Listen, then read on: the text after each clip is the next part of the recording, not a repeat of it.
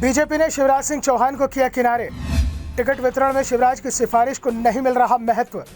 प्रदेश के दिग्गज नेता भी समर्थकों के सामने खड़े कर चुके हैं। हाँ, मध्य प्रदेश बीजेपी में इस बार अलग ही खेल चल रहा है। पुरानी सभी परंपराओं को तोड़ा जा रहा है। टिकट वितरण को लेकर पुराने सभी नियम, कायदे, कानून ताक पर रख दिए गए हैं। टिकट किसे मिलेगा, इसमें नेताओं की सिफारिश बिल्कुल काम नहीं कर रही है। यहाँ तक कि इस बार बीजेपी की सरकार बनवाने वाले केंद्रीय मंत्री ज्योतिरादित्य सिंधिया और प्रदेश के सीएम शिवराज सिंह चौहान को भी टिकट वितरण में बिल्कुल भी महत्व नहीं दिया जा रहा है।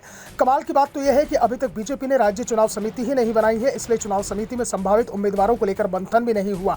भोपाल में उम्मीदवारों को लेकर कोई बैठक में चर्चा भी नहीं हुई है, जबकि 39 उम्मीदवारों की सूची पहले जारी हो चुकी है। सवाल ये उठ रहे हैं कि जब चुनाव समिति ही नहीं बनी तो उम्मीदवार कैसे घोषित कर दिए गए हैं। दरअसल इस बार मध्य प्रदेश विधानसभा चुनाव की पूरी कमान केंद्रीय गृह मंत्री अमित शाह ने अपने हाथ में ले रखी है और एमपी में वो गुजरात मॉडल को फॉलो करते हुए दिखाई दे रहे हैं। गुजरात में तो प्रदेश बीजेपी अध्यक्ष CR पाटिल की सिफारिशों को भी महत्व मिल रहा था, वो भी तब जब पीएम मोदी और गृह मंत्री अमित शाह दोनों का ही गृह प्रदेश था। लेकिन एमपी के मामले में तो सीएम शिवराज सिंह चौहान, प्रदेश बीजेपी अध्यक्ष BD शर्मा, बीजेपी के महासचिव कैलाश विजयवर्गीय, केंद्रीय मंत्री ज्योतिरादित्य सिंधिया, नरेंद्र सिंह तोमर, प्रहलाद पटेल समेत तमाम दिग्गजों की चलती हुई दिखाई नहीं दे रही है।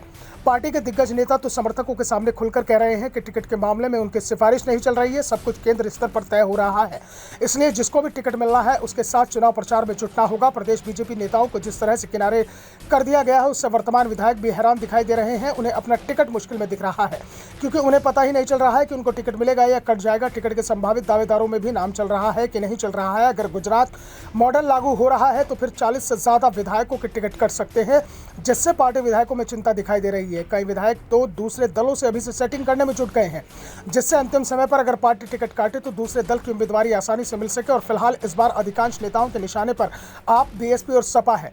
जिन नेताओं को टिकट कटने की आशंका दिखाई दे रही है वो इन पार्टियों के शीर्ष नेताओं से अभी से संपर्क में जुट चुके हैं। टिकट को लेकर बदले नियमों का आसार अब दिखाई देने लगा है। पार्टी में दल बदल का खेल भी शुरू हो चुका है और अब इसमें तेजी आती हुई दिखाई दे रही है।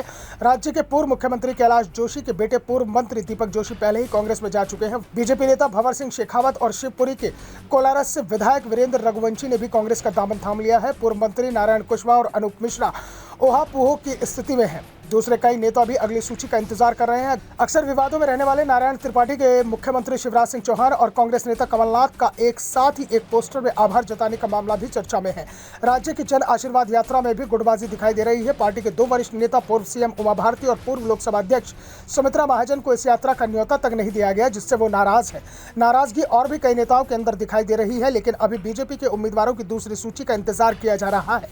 दावा किया जा रहा है कि बीजेपी के 60 उम्मीदवारों की दूसरी सूची जल्द ही तैयार हो जाएगी और अगर ये सूची 15 सितंबर के आसपास जारी हो सकती है और इस सूची में भी अधिकांश सीटें वो होंगी जहां बीजेपी 2018 में चुनाव हार गई थी।